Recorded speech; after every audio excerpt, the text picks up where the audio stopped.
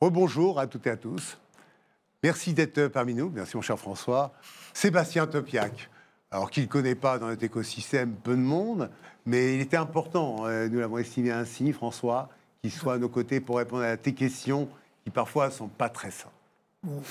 Oh. Mais avec Sébastien, on va s'en sortir.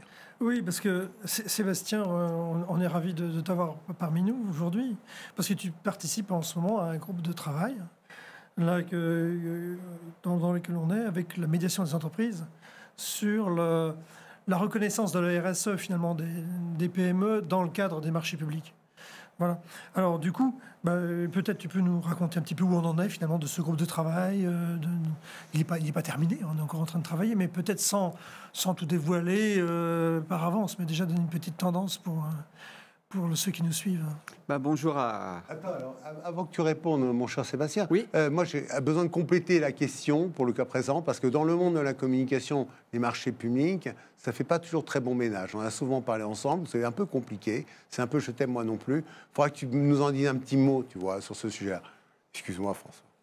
Bonjour à vous deux tout d'abord, et puis merci pour cette invitation sur un sujet qui est, c'est vrai, je t'aime moi non plus, c'est-à-dire la commande publique et la RSE, et on l'a vu ce matin au travers des nombreux débats. Donc ce groupe de travail, en effet, qui vise finalement à aider ou à accompagner les acheteurs publics dans la valorisation ou la reconnaissance du label RFAR, mais probablement que les travaux que l'on mène vont servir d'autres labels, et notamment les travaux de R+, et ce groupe de travail auquel je participe au nom de l'APAS, donc l'Association pour les achats dans les services publics, est très intéressant parce que, pour une fois, on ne cherche pas obligatoirement à changer le droit de la commande publique pour trouver des solutions. Et je le dis souvent, n'attendons rien du droit, ou pas trop, du droit européen ou du droit national. Probablement que l'accès des TPE-PME à la commande publique passe beaucoup plus par un changement de comportement, de pratique des décideurs achats publics et des acheteurs publics, bien plus que par une réglementation qui viendrait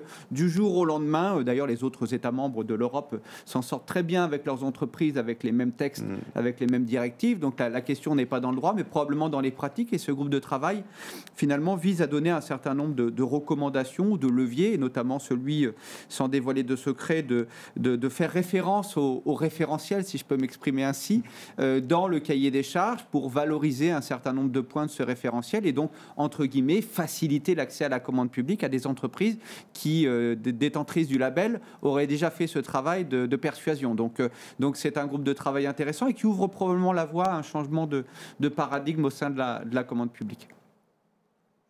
Merci. Alors du coup, quel conseil donneriez-vous à une entreprise pour choisir son label RSE, en fait, parce qu'il y en a beaucoup. On défend les solides, évidemment, ici. mais du coup, comment s'y prendre? Parce qu'on n'en a pas parlé de ça pour l'instant. C'est surtout pour signer le bon de commande derrière. Pardon, c'est pas ça. Non, je vais dire, comme je dis toujours, les entreprises, les entreprises ne réclament pas un accès à la commande publique, mais un accès aux commandes publiques et aux factures et aux paiements publics. On le rappelle, les délais de paiement, c'est un sujet, je crois, d'actualité. Peut-être resituer le sujet, parce que j'ai, au travers notamment de mon expérience UGAP, mais notamment aussi de mes récentes activités de consultant dans l'achat public chez ST Agency, je me rends compte que beaucoup d'entreprises croient un peu au miracle de la commande publique, au miracle des labels, même les plus performants sur le marché. Je pense qu'il faut revenir à quelques fondamentaux, si vous le permettez. On est dans un environnement mondial. La RSE va évoluer très très vite dans un contexte économique et géopolitique complexe. Certaines plaques du monde font de la RSE un élément de productivité, les Chinois notamment. Les Américains font de leur RSE un élément de protectionnisme.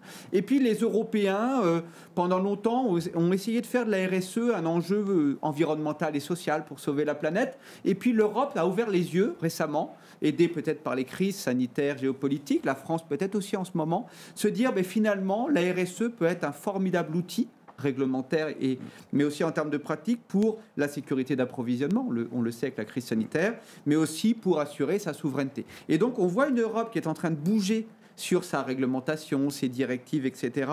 La France aussi, qui se veut être un pays d'excellence. Mais comme je dis, l'excellence ne sert à rien si nos entreprises n'ont plus de business. Parce que s'il n'y a plus de marché pour nos entreprises, les Américains ne veulent pas de nos produits, les Chinois encore moins, les Européens, parlons-en, et puis la commande publique, pas encore suffisamment, voire pas assez, diraient certains. Et je crois qu'il faut parler vrai sur ce sujet. Si on veut être exemplaire en matière de RSE, il faut que la commande publique joue ce rôle de manière un peu forcée. Il faut à un moment considérer que les deniers publics doivent servir l'intérêt européen ou l'intérêt national.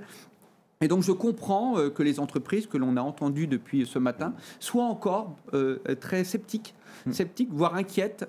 Donc je vais vous donner un certain nombre de préconisations pour éviter que nos entreprises sortent du marché. Alors après, il faut aussi parler vrai aux PME. Moi, j'en rencontre beaucoup. Il y aura pas de miracle budgétaire. On est dans un environnement français compliqué d'un point de vue économique. Ce qu'il faudrait faire pour y arriver, c'est que la France, enfin, dans sa commande publique, intègre ce que j'appelle les externalités positives.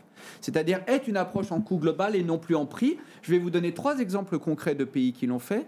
Les États-Unis, toujours les Américains, le Maroc, beaucoup plus proche de nous, le Québec, encore plus proche de nous, notamment à l'ère du sommet de la francophonie. Ces pays ont décidé dans leur commande publique de donner un bonus aux entreprises de leur pays, en disant par exemple, une entreprise qui vend 110 € et une entreprise étrangère qui vend 100, moins cher dans l'absolu, ont la même note prix. Pourquoi ? Parce que je considère que j'intègre un bonus RSE, un bonus environnemental. Et aujourd'hui, aux États-Unis, je crois que le seuil est à 20% d'ailleurs, n'est non plus à 10%. C'est Joe Biden, le président américain, qui l'a décidé en 2022. Une entreprise américaine qui est à 120 dans un certain nombre de catégories de fournitures a la même note prix qu'une entreprise étrangère qui est à 100. Et voilà, là, on a déjà commencé à amener une réponse à une problématique française. Tant qu'on sera sur le prix et qu'on comparera 100 avec 100... Et c'est audible ? C'est aujourd'hui audible parce qu'on peut le décider d'un point de vue réglementaire, certains pays l'ont fait, et parce qu'à un moment, si on n'intègre pas, et c'est le débat, d'ailleurs j'en parle souvent avec France Urbaine par exemple, tous les directeurs achats de grandes métropoles françaises, qui disent si on ne résout pas le problème du prix et du critère prix, eh bien on continuera à bricoler des critères environnementaux à 5% ou des questionnaires qui feront que malgré tous les labels et toutes les implications, donc le premier sujet, passer urgemment dans la commande publique du prix au coût global, avec probablement un système de bonus-malus qu'on connaît d'ailleurs dans d'autres environnements, comme l'automobile. On a su le faire sur l'automobile, le bonus pour les véhicules électriques, pour les véhicules fabriqués en France. On a su changer la règle. On se rendait compte qu'on était en train de favoriser l'économie chinoise avec le bonus français, ce qui n'avait pas beaucoup de sens d'un point de vue contribuable. Donc ça, c'est le premier point. Le deuxième point, c'est dire aux entreprises, il n'y a pas de miracle sur votre statut. Ce n'est pas parce que vous êtes une PME que la commande publique vous sera ouverte. C'est parce que vous êtes une PME qui innove, qui apporte de la valeur aux deniers publics et aux services publics. Le statut n'est pas un passe-droit et ne doit pas en être un. Ça, c'est important. Parce que le rôle de l'acheteur public, qui le connaît bien aujourd'hui, c'est quoi le rôle d'un acheteur public finalement ? C'est d'avoir des deniers publics, de les utiliser à bon escient pour avoir des services publics efficaces, performants, efficients, dans un contexte budgétaire contraint et dans des soucis de souveraineté, de sécurité d'approvisionnement. Donc c'est ça le sujet d'un acheteur public. C'est pas de retenir une entreprise qui est obligatoirement labellisée. Alors il y a des labels, il y en a beaucoup trop. Et ça c'est peut-être mon premier conseil que je donnerais, si je peux dérouler mes différents conseils. Ça va être compliqué. On a 1 minute pour descendre l'ensemble des conseils. On y va efficacement. On prend le pari. Premier sujet, greenwashing, social washing. Des labels, il y en a plein. Il y en a qui sont aujourd'hui importants, RFAR, ER+, OFG, SFG aussi, je les cite, Origine France Garantie, Service France Garantie. Donc on ne s'emballe pas pour les entreprises. On ne commande pas, on ne s'engage pas dans toutes les certifications. Il y a beaucoup de business dans les labels, donc on choisit ces labels. Deuxième sujet, on se fait accompagner par des professionnels. C'est un sujet devenu tellement complexe, coûteux. Les démarches de R+, les cabinets de consultants, les spécialistes, on se fait accompagner par des professionnels. Troisième sujet, on choisit des labels et des certifications qui ont un lien avec son activité. Quand une entreprise qui fait de la gestion de relations clients, des plateaux d'appel, va se certifier Service France Garantie, ça a du sens. Quand un fabricant de voitures va sur Origine France Garantie, ça a du sens. Donc on ne choisit pas n'importe quoi comme label. On se renseigne, on choisit les bons qui ont un lien avec la valeur que l'on veut apporter aux donneurs d'ordre privés ou publics. Ça peut être des labels au sens économique, métier, sécurité, réputationnel, d'image. Le quatrième point important, il y a 125 000 acheteurs publics en France. Vous n'arriverez pas en tant que dirigeant à tous les convaincre. Il y en a trop. Donc à un moment, vous faites le tri. Vous oubliez les acheteurs qui vous mettent 300 questions qui ne servent à rien.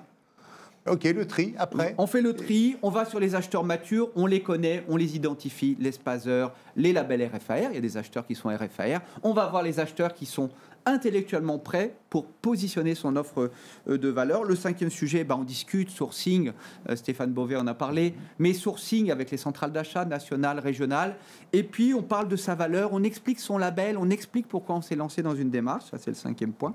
Le 6e point, c'est que l'acheteur, s'il veut vous retenir, je vais faire un peu de bruit en disant ça, il peut. Il n'y a pas de problème de droit, il n'y a pas de problème de règles, il n'y a pas de problème de commande publique. Aujourd'hui, un acheteur qui connaît parfaitement son achat, qui connaît parfaitement son écosystème, qui sait quel objectif il veut atteindre en matière environnementale, sociale ou économique, il a les armes aujourd'hui, les critères de choix, les pondérations, les valorisations, label ou équivalent. Moi, je dis aux acheteurs, mais faites label ou équivalent. Dernier point, communiquez en tant qu'entreprise sur ce que vous faites en matière de RSE, puis apprenez à répondre aux appels d'offres sur votre RSE. Je vois tellement d'entreprises qui font des choses formidables et qui n'arrivent pas à remplir ce questionnaire ou ces questionnaires. Donc faites-vous aider, faites-vous accompagner.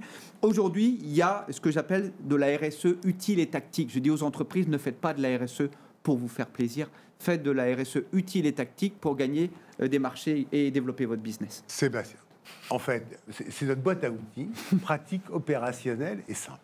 Voilà. Merci François. Merci à toi. Merci. Et puis à très vite. À très vite. Merci. Parce que nous aurons d'autres épisodes. Merci beaucoup. Merci pour cet exercice.